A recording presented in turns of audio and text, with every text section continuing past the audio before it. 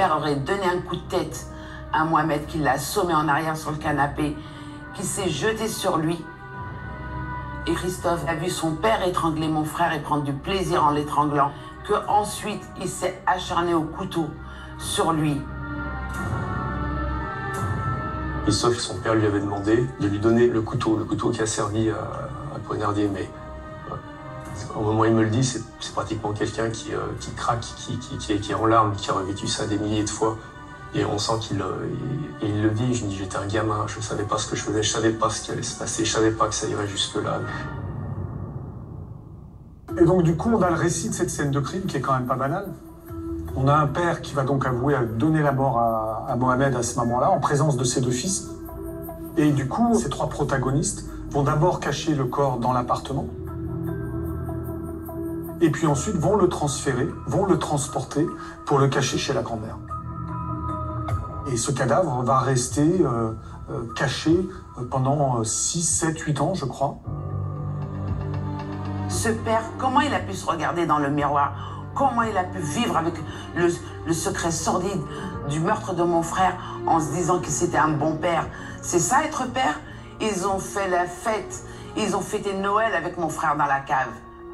Être capable de participer à un crime de cette violence-là, jusqu'au bout, jusqu'à la mort d'un homme, et en même temps reprendre une vie de famille tout à fait normale et travailler et s'insérer dans la société. On sait que ça existe, mais ça on le sait dans les films.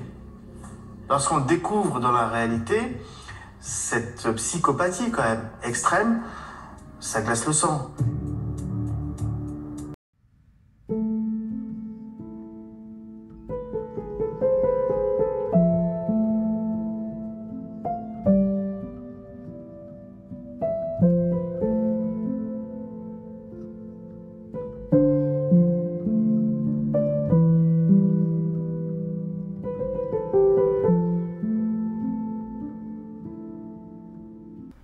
Bonjour à tous, j'espère que vous allez bien. On se retrouve aujourd'hui pour une nouvelle vidéo sur l'affaire Mohamed Abdelhadi. Alors cette affaire m'a énormément touchée, c'est pour ça que je voulais vous la faire découvrir ou redécouvrir, je ne sais pas si vous la connaissez. Mohamed, 27 ans au moment des faits, avait été porté disparu en décembre 2001 à Villefranche-sur-Saône, dans le Beaujolais. Son corps sera retrouvé 15 ans plus tard, enterré dans un bois près de Thésée. C'est par là. On est à 10 minutes d'ici, de chez nous. De Villefranche, on est à 10 minutes.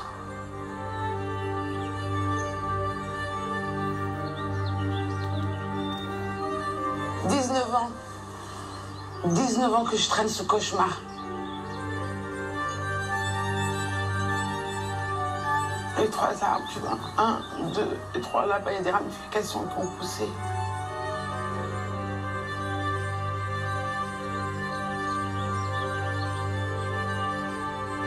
Ils ont enseveli Mohamed ici. Ils l'ont jeté ici comme un chien. Ici, dans cette terre.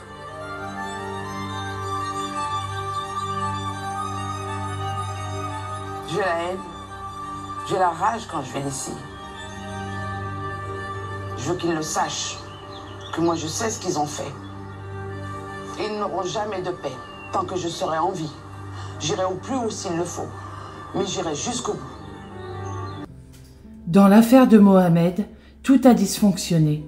Depuis, une disparition que la police a d'abord refusé de considérer comme inquiétante, en passant par une enquête superficielle pour recherche des causes de la disparition, puis par une perte du dossier. Le pire arrive, le jour où un témoignage dénonce le meurtre, la dissimulation de son corps dans une cave pendant plusieurs années, puis l'ensevelissement de ses restes en forêt. Mais le calvaire de la famille ne s'arrête pas là. Après l'aveu du meurtrier et de ses complices, l'espoir des proches de voir condamner les coupables s'effondre. La prescription des faits est soulevée.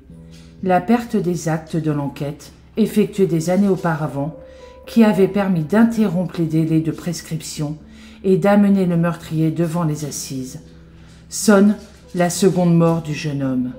Son meurtrier est remis en liberté. Disparu, Mohamed n'avait pas été recherché. Assassiné, son meurtrier ne sera jamais jugé. Revenons sur la disparition de Mohamed. Je vais vous décrire quelques témoignages de sa famille. Lundi 10 décembre 2001, vers midi. Joanne s'inquiète. Elle en parle à Rachida. Je commence vraiment à m'inquiéter. Je vois l'heure passer et Mohamed n'est toujours pas là. J'ai reçu un appel en absence. D'habitude, il laisse toujours des messages. Ne t'inquiète pas, lui dit-elle. Il doit ne plus avoir de batterie et on doit se voir à 17h. Mais vous étiez ensemble hier soir, non? Oui, mais après, je l'ai laissé chez un de ses amis, Xavier. Ok, je passe te chercher dans 10 minutes et on va voir directement chez lui. Lorsque, vers 18h, Rachida arrive chez Xavier, elle est surprise de le voir avec le gilet de son frère sur le dos. Il explique que Mohamed a passé la nuit chez lui, mais qu'il est parti en début d'après-midi, après que David, un autre ami, l'a appelé pour l'envoyer voir quelqu'un, et qui n'est pas revenu. Il leur montre les affaires que Mohamed a laissées chez lui. Un sac avec des vêtements, sa trousse de toilette, sa sacoche avec des papiers administratifs, un livret A, des photos de famille, son passeport et un chargeur de portable. Rachida insiste pour récupérer ses affaires, mais Xavier refuse, prétextant que Mohamed va revenir, et finit par accepter moyennement un billet de 200 francs. L'inquiétude monte, et tout le monde commence par appeler ses amis, ses relations, puis les hôpitaux. Ils se disent qu'il a probablement dû avoir un accident, mais rien. Le soir même, tout le monde se rend au commissariat de Villefranche-sur-Saône pour signaler sa disparition. On leur explique qu'il est majeur et donc libre de ses déplacements. Le policier invite à revenir dans les 2 jours, s'il n'est pas rentré. On entend trop souvent ce genre de choses. Mardi 11 décembre 2001, vers midi, Rachida va voir David. Il doit savoir où est son frère. Il l'insulte et lui demande de partir. « Si tu n'ouvres pas cette porte, je vais te balancer aux flics », hurle-t-elle sous sa fenêtre. Il finit par dire qu'il ne sait pas où il est.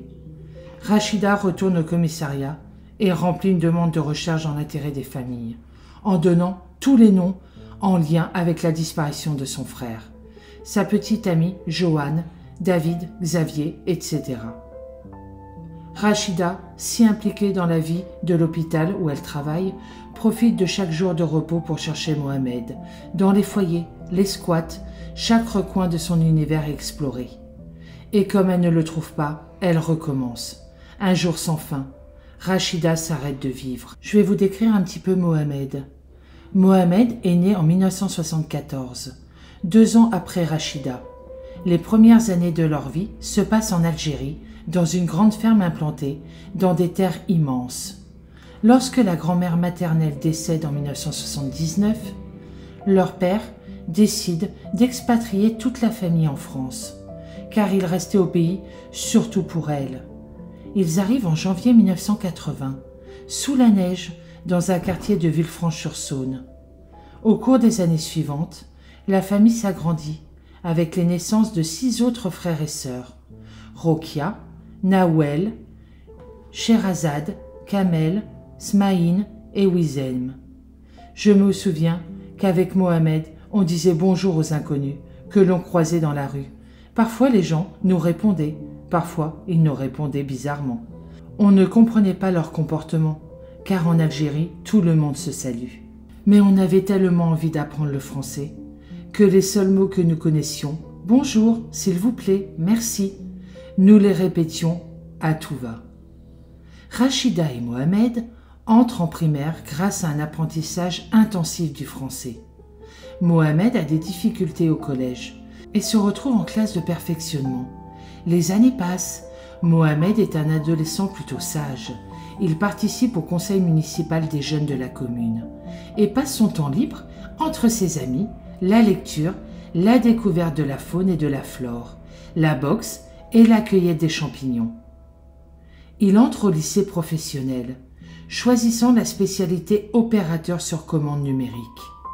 Pour gagner de l'argent de poche, Il fait la cueillette du muguet au printemps, les vendanges l'été ou les marchés le dimanche matin.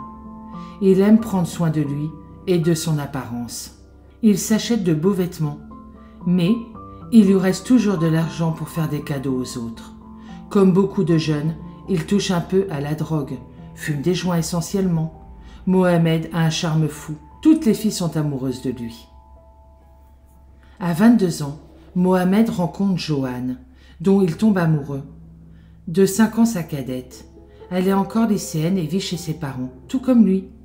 Ils vivent leur relation en cachette et se retrouvent parfois chez Rachida, quand elle leur laisse son appartement. Cette histoire aurait pu se terminer par un beau mariage et des rires d'enfants. Mais, en 1999, il se fait opérer pour des problèmes de verrue plantaire.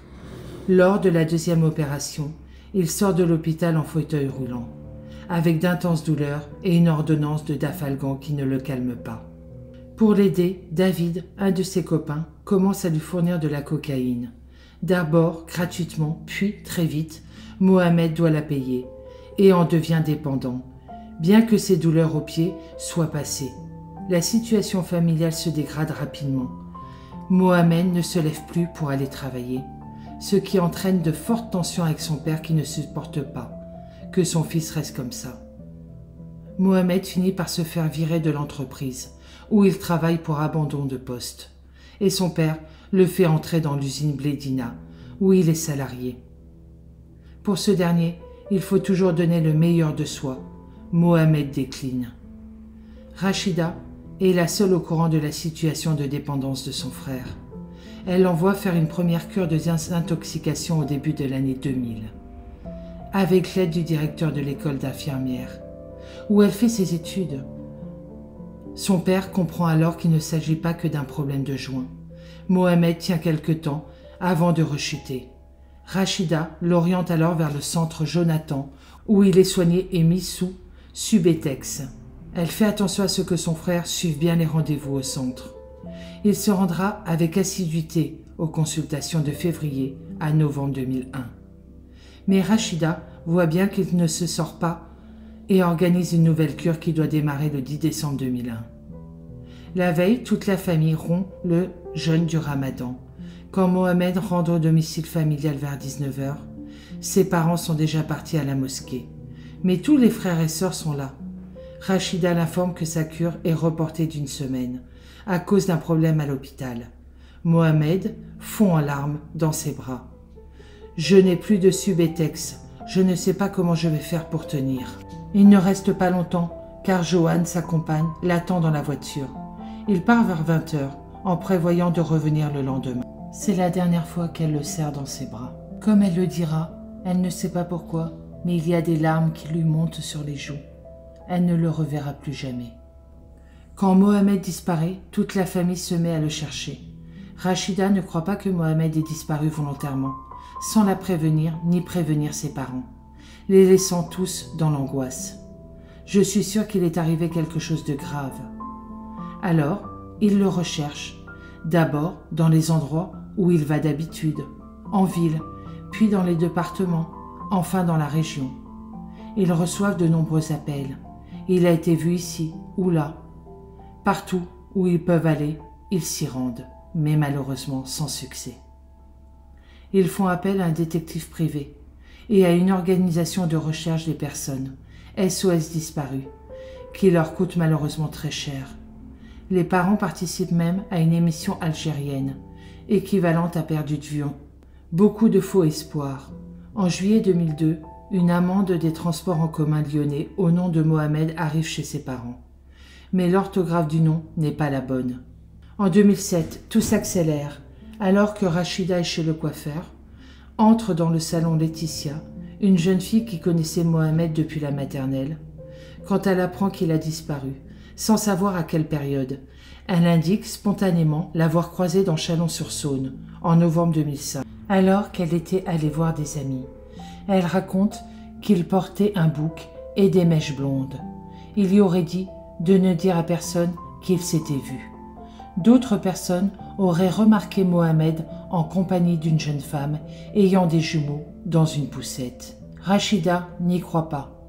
Mais il ne faut négliger aucune piste. Elle rapporte donc les propos de Laetitia au commissariat. Ce témoignage nourrit le sentiment d'abandon que ressent sa famille. Peut-être Mohamed est-il parti faire sa vie ailleurs, en coupant les ponts avec son entourage. Mais Rachida ne lâche pas. Elle continue de s'acharner, malgré l'exaspération des policiers, se rendant régulièrement au commissariat pour savoir où en est l'enquête, jusqu'au jour où la famille est informée que l'enquête a été transmise à la préfecture du Rhône et qu'aucune enquête de terrain ne sera effectuée. Mohamed étant simplement inscrit au fichier des personnes recherchées. Début 2008, une policière de Villefranche-sur-Saône conseille cependant à la famille de faire un courrier au procureur de la République pour demander l'ouverture d'une enquête pour disparition inquiétante.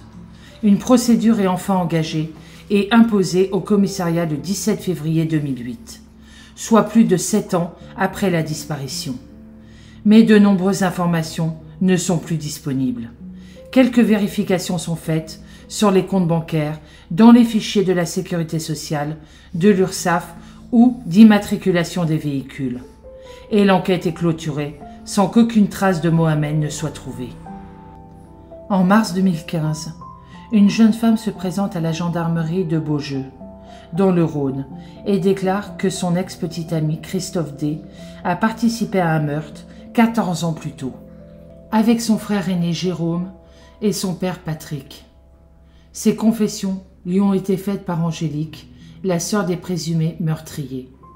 Allant plus loin dans les détails, la jeune femme indique aux gendarmes que le père a tué un jeune surnommé Momo, accusé de leur avoir dérobé un Walkman.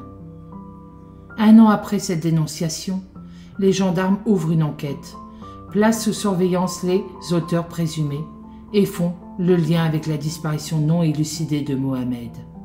L'enquête est transmise à la police judiciaire de Lyon. Votre frère a probablement été tué, annonce sans ménagement à Rachida un policier, qui l'a convoqué pour une audition le 9 juin 2016. Abasourdie par cette annonce, elle répond comme elle peut à toutes les questions que les enquêteurs lui posent. La semaine d'après, nouvelle convocation par la police. Rachida apprend que les auteurs ont été arrêtés et qu'ils ont avoué le meurtre de son petit frère. C'est à elle que revient la lourde tâche d'annoncer à ses parents et à la petite amie de Mohamed la terrible nouvelle. Sa mère tente de se jeter par la fenêtre. Les pompiers interviennent. Tout le quartier débarque dans le petit appartement et les jours qui suivent, Rachida s'épuise à contenir la colère et la rage de toute sa famille. Elle réussit, non sans peine, à éviter une expédition punitive. Lors de leur audition, Patrick le père, Christophe et Jérôme ses fils racontent qu'ils ont tué Mohamed à leur domicile, sous les yeux de la petite amie du fils aîné, présente ce soir-là, l'accusant d'avoir pris le Walkman d'un de ses garçons. Le père s'emporte contre Mohamed, lui donne un premier coup à la tête, qui le fait tomber sur le canapé, sonné. Ensuite, aidé par Jérôme, il se jette sur lui, l'étrangle et l'achève, en lui donnant de multiples coups de couteau. Son corps est d'abord dissimulé dans un carton, caché quelques jours dans le placard de la chambre d'un des fils. Puis, placé dans un grand sac poubelle avec de l'engrais chimique, de maïs, et déposé dans la cave de la grand-mère paternelle. Il y reste 7 années, avant d'être enseveli en 2008 dans un bois du Beaujolais. Grâce aux déclarations des auteurs, les ossements sont retrouvés. L'autopsie confirme que Mohamed a été étranglé et poignardé à de multiples reprises, le corps présentant des fractures ante- et post-mortem. Je suis désolée, c'est très difficile pour moi. J'ai pas l'habitude de parler d'assassinat et cette histoire m'a terriblement touchée, donc veuillez me pardonner, j'ai beaucoup de mal à parler. Le père est mis en examen pour meurtre et placé en détention provisoire le temps de l'instruction. Quant à ses fils, ils le sont pour complicité en ce qui concerne Jérôme et recel de cadavres pour Christophe. Les deux sont placés sous contrôle judiciaire. Ce devrait être l'horrible épilogue d'une affaire qui ravage les proches de Mohamed depuis près de 15 ans. Ils s'apprêtent à vivre un procès difficile.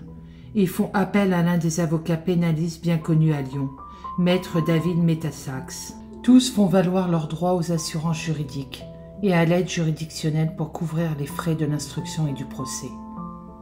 Dès le début de l'instruction, l'avocat des présumés meurtriers invoque la prescription, qui à l'époque était de 10 ans, le meurtre ayant été commis le 9 décembre 2001, et aucune enquête n'ayant été faite pour rechercher les auteurs, les faits sont prescrits depuis décembre 2011. Maître Metassas rétorque qu'en février 2008, une enquête pour disparition inquiétante a bien été diligentée, interrompant de ce fait le délai de prescription. Le calcul de la prescription doit donc repartir à zéro à partir de la clôture de cette enquête, ce qui la repousse à février 2018. Fort de cette argumentation, le juge continue son instruction tout en faisant rechercher le dossier de l'enquête de disparition. Hélas, seuls les numéros d'enregistrement au tribunal de Villefranche-sur-Saône sont retrouvés. Au moment de sa clôture, l'enquête a été envoyée au parquet. Mais les enquêteurs, ayant fait état du témoignage de Laetitia, disant avoir vu Mohamed à Chalon-sur-Saône, celui-ci demande alors un complément d'enquête au commissariat de cette ville, pour voir s'il existe une trace de son passage. La procédure, comprenant l'original et la copie, arrive sur le bureau d'un policier chalonnais. On en perd alors la trace. L'avocat de la défense se glisse dans cette faille et invoque à nouveau la prescription. Le 13 avril 2017, la Cour d'appel de Lyon rejette cette demande, requalifiant le crime en crime occulte, ce qui a pour effet de faire courir le délai de prescription à partir de la découverte du corps et confirme le renvoi de l'affaire devant la cour d'assises. Le procès est maintenu, mais les prévenus font alors un pourvoi devant la Cour de cassation. Le 29 mars 2018, cette dernière annule la décision et renvoie l'affaire devant la Cour d'appel de Lyon, qui cette fois-ci, malgré la trace informatique de cette enquête, malgré le témoignage de plusieurs policiers et magistrats, l'ayant diligenté, confirme qu'en l'absence de procédure, l'interruption du délai de prescription ne peut être retenue. Le père et les fils se retrouvent libres, sans aucune mesure de contrôle. Lorsque maître Metassas prévient Rachida de la nouvelle, elle s'effondre et fait une crise de nerfs. C'est au-delà du raisonnable, inadmissible pour la famille d'un jeune homme massacré et dont le corps a été laissé à pourrir pendant des années dans une cave, et tout ça parce qu'un service de justice a perdu un dossier. Déclaration faite par Rachida. Maître Spinozzi, avocat près de la Cour de la cassation, conseille à la famille de Mohamed de refaire un pourvoi contre le second arrêt de la Cour d'appel. Le nouveau pourvoi est donc fait, soutenu par le procureur général de Lyon, qui se pourvoit également en cassation. Pour la société, la famille mène un combat acharné face à la justice. Elle s'adresse aux Français via les réseaux sociaux pour dénoncer cette aberration judiciaire. Une pétition signée par près de 160 000 personnes est publiée. Rachida multiplie les interviews médiatisées, organise un rassemblement pacifique devant la Cour d'appel de Lyon. C'est de là que naît le collectif Justice pour Mohamed, composé d'élus, de responsables associatifs et de citoyens. L'affaire de Mohamed révèle en effet un dysfonctionnement inacceptable de la machine judiciaire, qui libère un meurtrier uniquement parce qu'elle a égaré une procédure. Le train des décisions judiciaires s'est interrompu le mercredi 11 décembre 2019, soit presque 18 ans après la disparition de Mohamed, avec un ultime arrêt de la chambre criminelle de la Cour de cassation, confirmant la prescription du meurtre. Mais la famille a décidé de ne pas s'en tenir là. Elle saisit la Cour d'appel pour violation de la Convention européenne des droits de l'homme. Elle intente également un procès contre l'État pour le faire condamner pour faute lourde.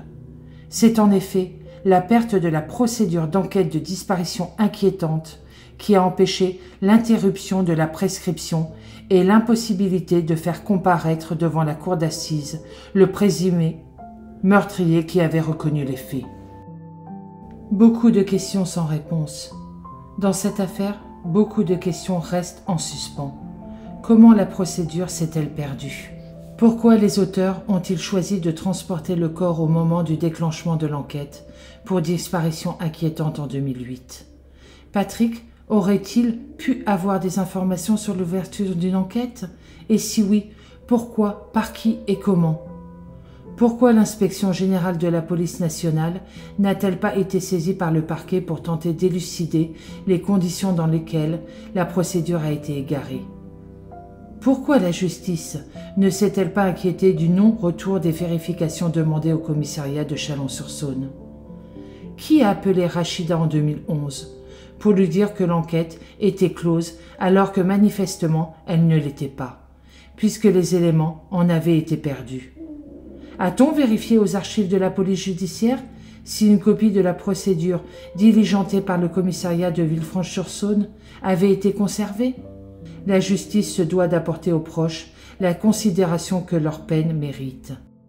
Une investigation pour comprendre comment un dossier d'enquête peut être perdu entre un service de police et un palais de justice, sans que personne s'en inquiète, les aurait rassurés sur la prise de conscience de l'institution, à défaut de leur faire admettre l'impunité d'un meurtrier en raison d'une simple négligence dans le fonctionnement du monde judiciaire.